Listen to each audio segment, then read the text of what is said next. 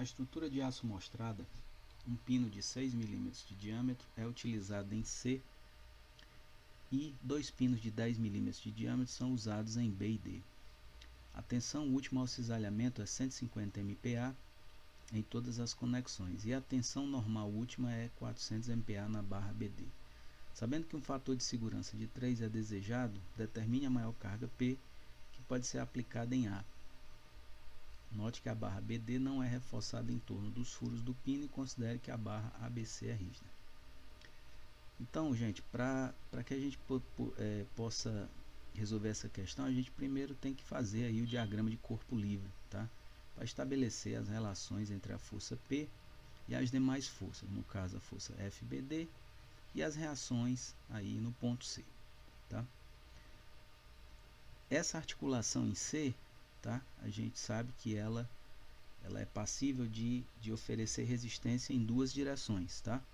Vertical e horizontal. No caso da reação horizontal, tá, pessoal? A gente não tem nenhuma outra força aí agindo na horizontal, então a gente já sabe que essa reação aí, essa força horizontal é igual a zero. A gente fica aí com as forças P, F, BD e FC, tá? O que é que eu tenho que fazer então? Tenho que estabelecer as relações entre a força P e as demais forças, tá? Para isso eu vou usar aí o somatório dos momentos, tá? Então vamos lá. P, se eu fizer o somatório dos momentos em relação a C, tá? O somatório dos momentos em relação a C é igual a zero. Eu tenho P vezes o braço de alavanca, tá? 180, né? No caso é 160 mais 120 milímetros, menos FBD vezes 120, tá? Lembrando que as rotações aí, segundo as nossas convenções, os momentos que tendem a rodar a peça no sentido anti-horário são positivos e aqueles que tendem a rodar a peça no sentido horário são negativos, tá? Se a gente desenvolver essa expressão, a gente vai aqui terminar com FBD igual a 2,33P, tá? Essa é a relação entre P e FBD, tá? Posso fazer também agora somatório dos momentos em relação a B, tá? Primeiramente eu fiz em relação a C porque eu queria ficar somente com duas incógnitas, né? Quando eu faço em relação a C, eu sei que o somatório o momento da força FC é igual a zero. Agora eu vou fazer a mesma coisa com a força FBD para estabelecer a relação entre P e FC, tá? Somatório dos momentos em relação a B igual a zero, tá? Eu fico com P vezes 160 menos FC vezes 120 igual a zero, que vai me dar aí uma relação, tá? FC é igual a 1,33P, tá certo?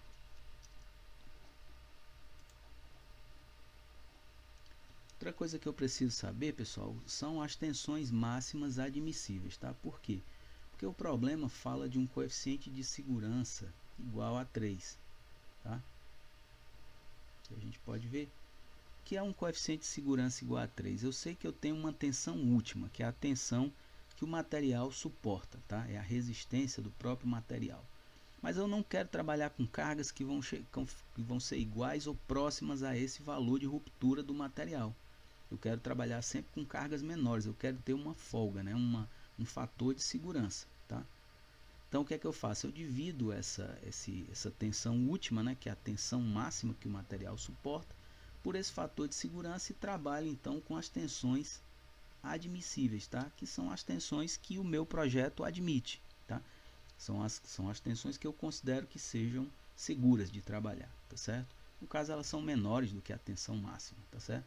No nosso caso, como a tensão o coeficiente de segurança é igual a 3, né? E a tensão normal aqui, né, na barra, ela é de 400 MPa, eu tenho que a tensão admissível para a barra, né, no caso das tensões normais, ela é igual a 133,3. Como eu estou trabalhando com metais, pessoal, essa tensão ela é tanto, esse valor de tensão admissível é tanto para tração quanto como compressão, tá? A mesma coisa aqui no pino, tá? Para as tensões de cisalhamento, tá? Mesma coisa de tensão, a ideia é a mesma, né? O tal admissível, né? Tensão admissível, tensão de cisalhamento admissível, é igual à tensão última, cisalhamento última, dividido pelo fator de segurança, que nos dá aí 50 MPa, tá?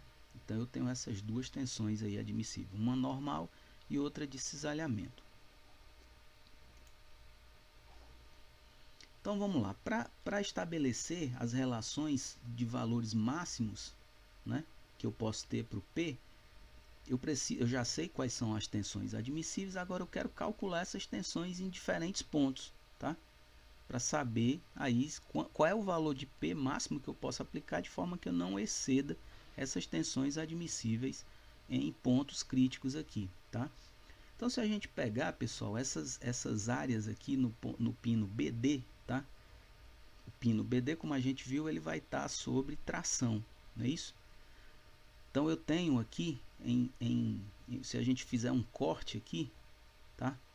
Nessa área aqui, onde eu tenho o furo do pino, eu vou ver, a gente vai primeiro ver tração, mas aí a gente vai ver que tem tração e compressão agindo nessa peça. A compressão vindo aqui como a reação do pino, tá? Mas vamos primeiro trabalhar com a tensão de tração. Ele fala que a espessura da peça é o diâmetro, né, a largura da peça é igual a 18 milímetros. Mas essa não é a área efetiva, tá, pessoal? Por causa do furo, só essa região aqui, tá, que a gente está vendo aqui na figura, é que vai estar sujeita à tração, tá? Eu não posso usar a espessura total da peça. Essa é a região menos favorável, tá? Então eu tenho que trabalhar com ela. Com essa área efetiva aí, é só diminuir a espessura do diâmetro do furo, tá? Então eu tenho que a área efetiva, se é 18 milímetros e o furo é 10 milímetros, eu tenho 8 vezes a espessura, né? A espessura que é 6 milímetros, tenho 48 milímetros quadrados. Essa é a área efetiva que eu vou trabalhar aí no caso das tensões de tração, tá?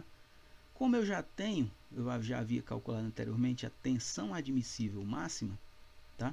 Tensão admissível que o meu projeto vai suportar, vai trabalhar, e também já tinha estabelecido as relações entre FBD e P, tá? Agora é só uma questão de aplicar aí a definição de tensão, tá? Que é força sobre área.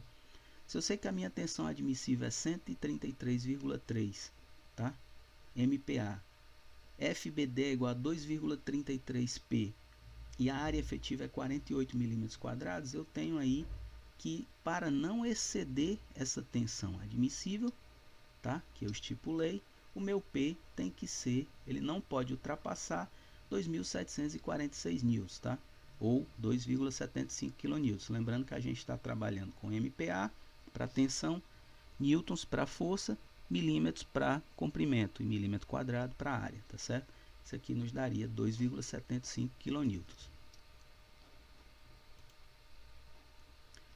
Já no caso do esmagamento, tá, pessoal? Como a gente viu, se a parte anterior que a gente trabalhou está sendo tracionada e eu tenho um pino, esse pino vai ocasionar aí uma reação nessa área interna aqui no furo, tá? Que tem que ser levada em consideração, tá? A gente viu, né, em sala de aula, que eu tenho que trabalhar também com as tensões de esmagamento, que são essas tensões de compressão. Como o problema fala, a tensão normal, tá? Ele não especificou se era de tração ou de compressão, né?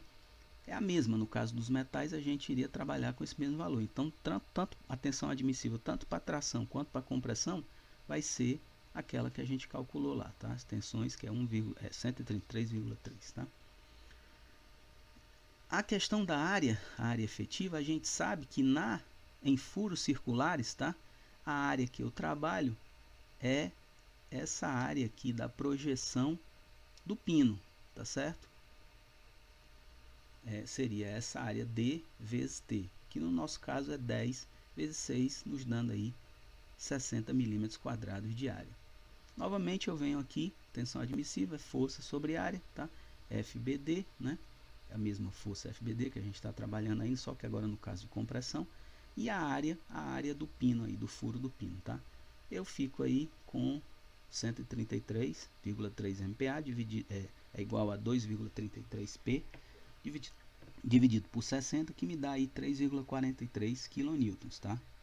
Essa é a tensão máxima que eu posso trabalhar de forma que esse material não venha romper por esmagamento. A gente vê aqui que esse valor é maior do que o valor anterior, que era 2,75, tá? Então, no caso de eu aplicar uma força, essa peça iria romper antes em tração, né? Ela vai romper antes em tração do que ela não vai chegar, porque antes de romper por esmagamento, ela já vai romper por tração, tá? Então, essa força aqui não vai ditar, não é uma força crítica e não é uma área crítica no meu projeto.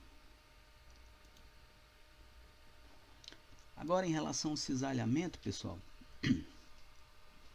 a gente tem aqui o cisalhamento. Primeiramente, a gente tem cisalhamento em vários pinos, né? A gente tem cisalhamentos aí nos pinos B e D, tá? Devido à força FBD. E tem também cisalhamento aí no pino C, tá? A gente vai ver depois. Vamos primeiro trabalhar aqui com o cisalhamento no pino B e D, que eles são, tá? É um cisalhamento simples, os pinos são iguais, eles têm o mesmo diâmetro, então a força também é a mesma, tá certo? Então a gente vai trabalhar com os dois juntos aqui. Para eu trabalhar com cisalhamento, eu preciso da área da seção transversal, tá? No caso aqui de uma seção transversal circular, tá? É π sobre 4 vezes o diâmetro aí ao quadrado, tá? Para esse pino de 10 milímetros de diâmetro, eu tenho 78,5 milímetros quadrados de área. Tensão de cisalhamento admissível, tá? Que a gente calculou, que era 50 MPa, é igual a FBD, a força sobre a área do pino, tá? Lembrando que agora a gente está trabalhando com a área, né, da seção transversal e tensão de cisalhamento, tá? Porque eu estou olhando agora para o cisalhamento. Colocando aqui na equação, 50 é igual a 2,33P, 78 dividido por 78,5. Isso aí me dá 1,68 kN, tá certo? Opa, professor, essa aí é a menor de todas, tá? Até agora eu vi, nós trabalhamos com tração, com pressão, né, ou esmagamento, e cisalhamento. A menor de todas foi 1,68 kN, ou seja, P não pode ultrapassar 1,68 kN que esse pino vai cisalhar. Ou seja, o modo de ruptura dessa peça até agora, né, vai ser por cisalhamento do pino, ou seja, esse pino vai cisalhar e vai romper, tá certo? Antes que as outras rupturas aconteçam, tração e esmagamento, tá certo? Agora vamos ver aí o cisalhamento no pino em C, tá? O diâmetro dele é diferente, 6 milímetros, tá? E a área, né, vai ser aí, obviamente, 28,3 milímetros quadrados. Agora a tensão admissível é igual a FC sobre 2, tá? Porque é um cisalhamento duplo, tá certo? Como vocês estão vendo aqui, nessa região, o cisalhamento duplo. Então eu tenho que dividir a força sobre 2, FC sobre 2, dividido pela área do pino. Isso aqui vai me dar 50 é igual a 0,665P dividido por 28 vezes 3, o que me dá aí uma tensão admissível, tá, de cisalhamento igual a 2,13 kN, tá certo? Essa tensão de cisalhamento ela é maior do que a anterior, tá? De forma que o que vai ditar, no final das contas, o que vai ditar a ruptura do material é o cisalhamento desse pino, tá certo? Por quê? Porque quando o P chegar a 1,68 kN, esse pino vai romper. Professor, como é que eu utilizo isso aí no projeto? Pessoal, isso aí muito provavelmente, se essa peça é o ponto crítico, eu teria que reforçá-la, né? Ou eu reforço o pino, tá? Usando um material que tem uma resistência maior, uma resistência ao cisalhamento maior, ou eu aumento a área, tá? Ou eu aumento a espessura desse pino. O problema de aumentar a área do pino é que eu vou diminuir a área da seção transversal, a área efetiva de tração, tá certo? E eu vou comprometer, mas eu posso trabalhar aí com um valor intermediário de forma que eu, né, obtenha aí um valor ótimo, tá certo? Essa é a maneira como a gente desenvolve, a gente projeta peças para uma determinada solicitação, um determinado tipo de carga.